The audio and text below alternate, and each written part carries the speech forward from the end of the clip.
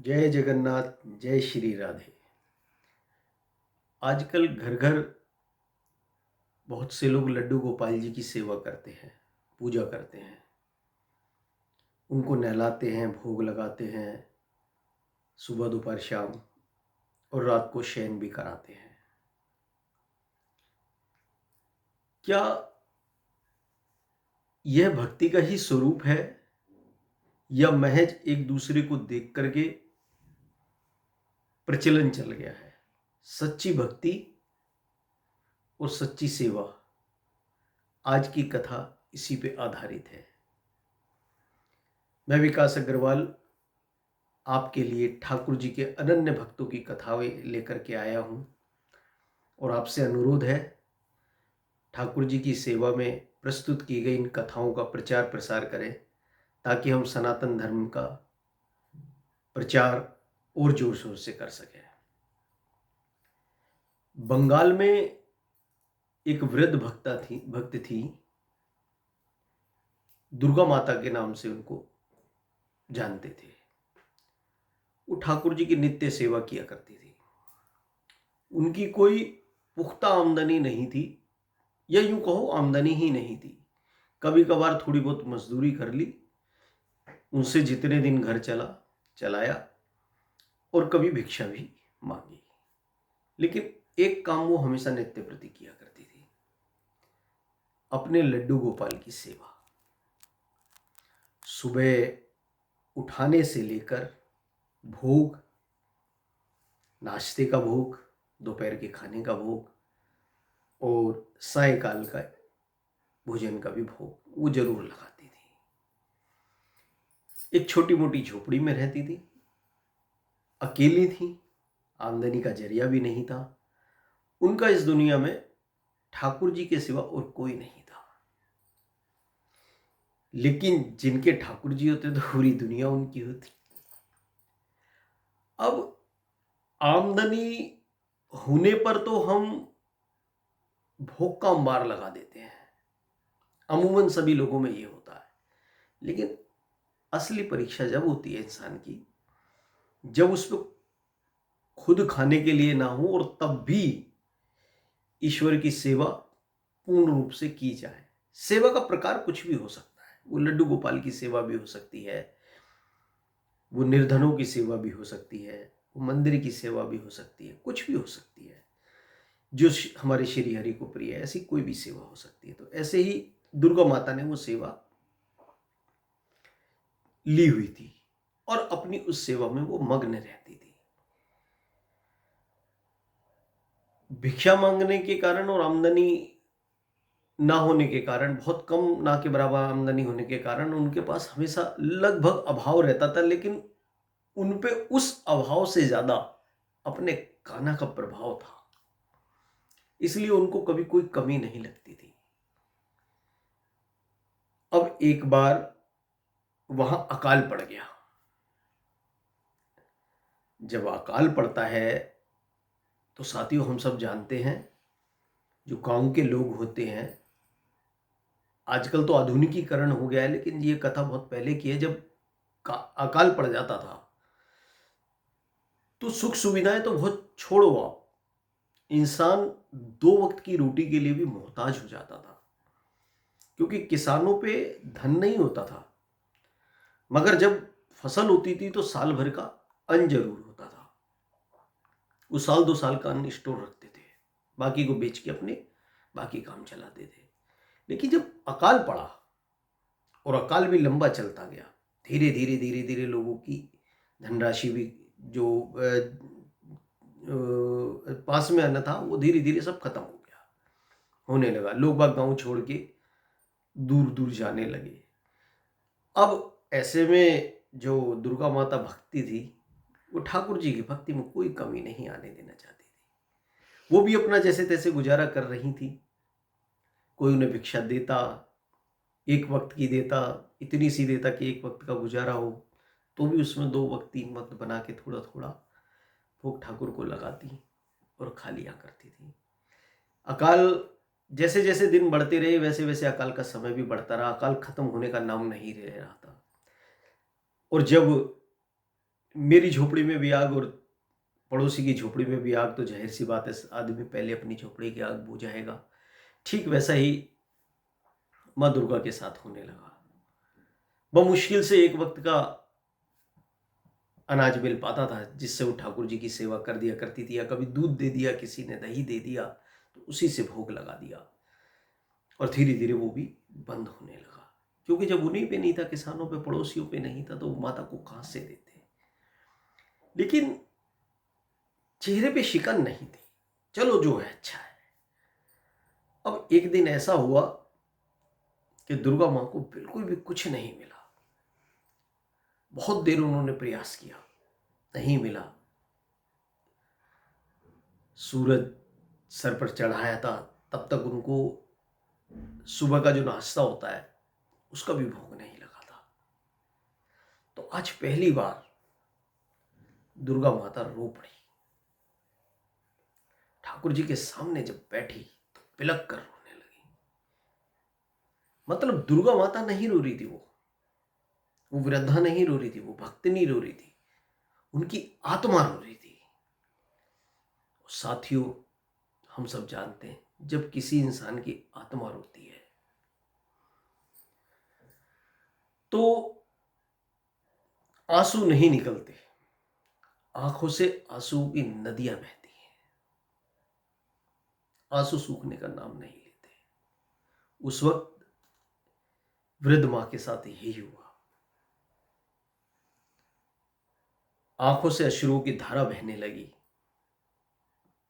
और इतनी अश्रुओं की धारा बही कि सामने जो भोजन की थाली रखी हुई थी,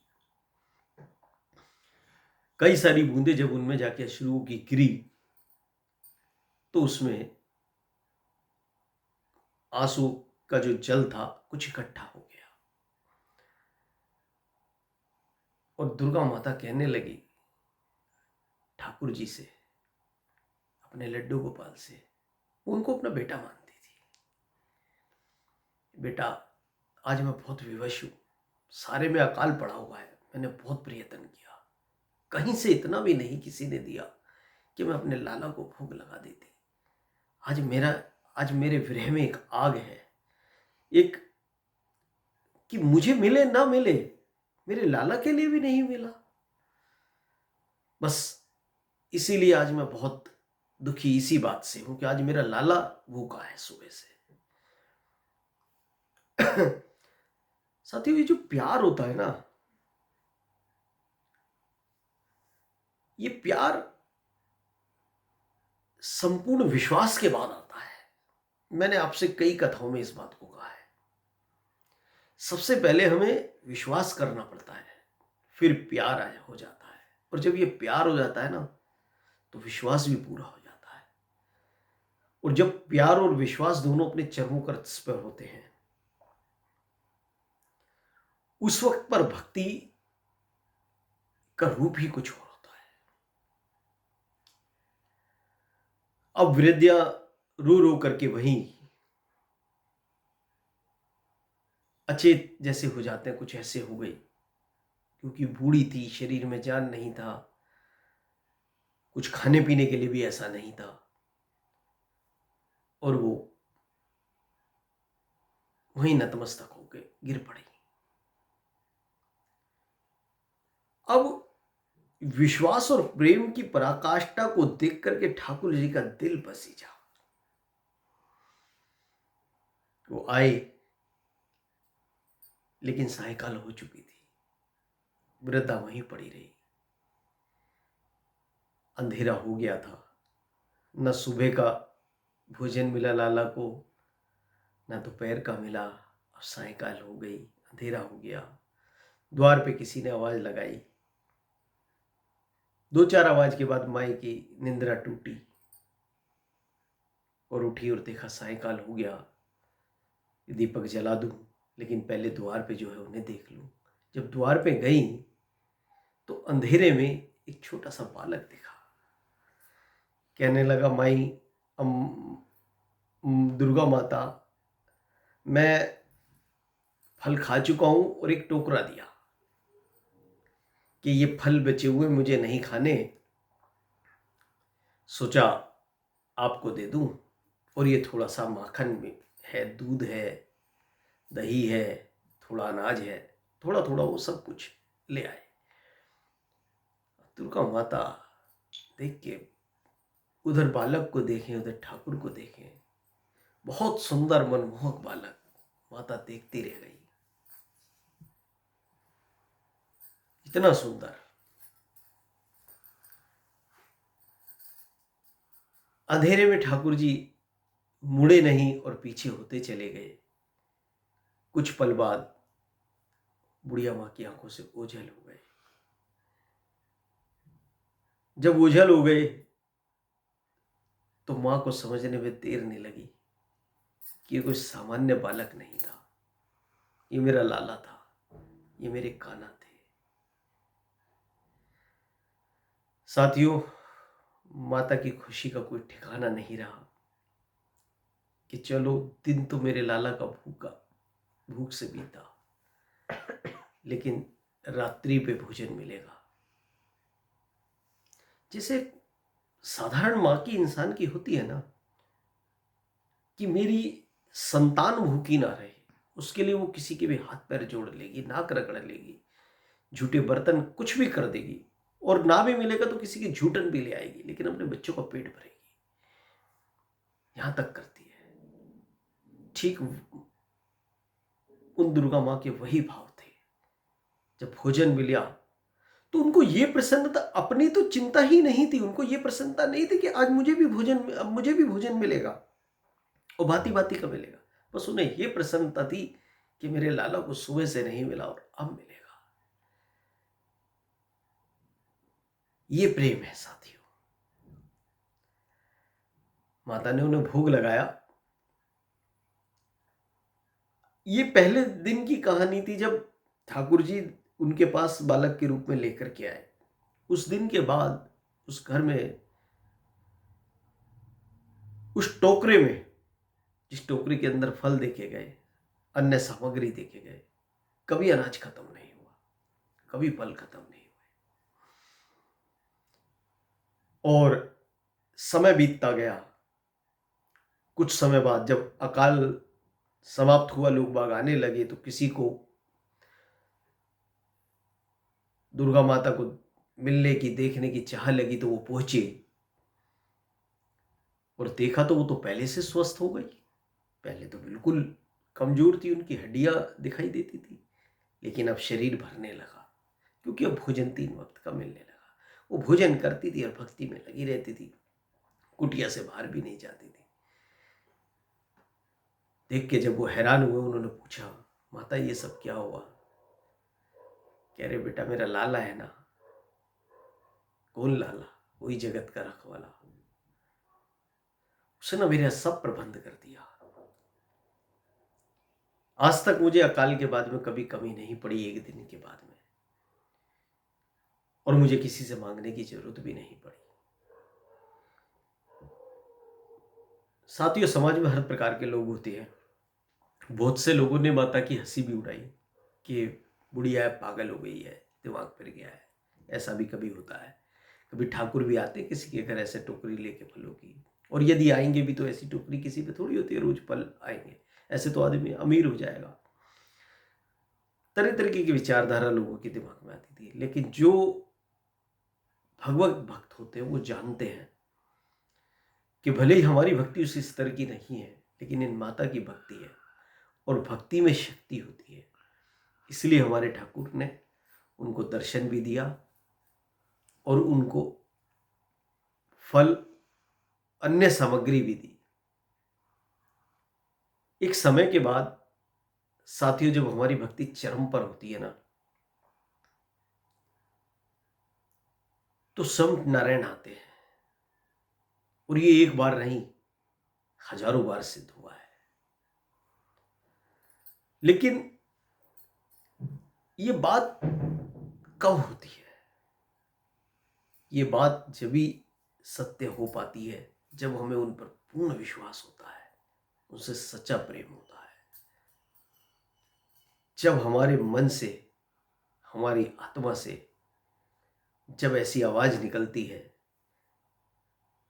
हमें जो तुम्हारा सहारा न मिलता, भंवर में ही रहते किनारा न मिलता, किनारे पे भी तो लहर आ डुबोती, अगर तुम न होते, अगर तुम न होते। साथियों, जब हमें नारायण से ऐसा प्यार होता है ना, जब हमारे अंदर ऐसी भावना होती है, तो एक दिन ऐसा जरूर आता है कि वो हमें साक्षात दर्शन देते हैं।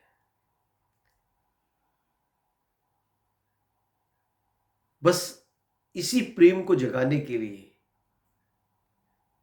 पहली सीढ़ी विश्वास की है।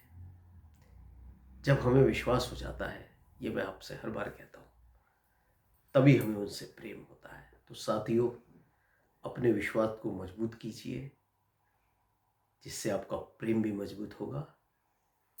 अगली कथा लेके आपसे जल्दी मिलता हूं। जय जगन्नाथ, जय श्री राधे।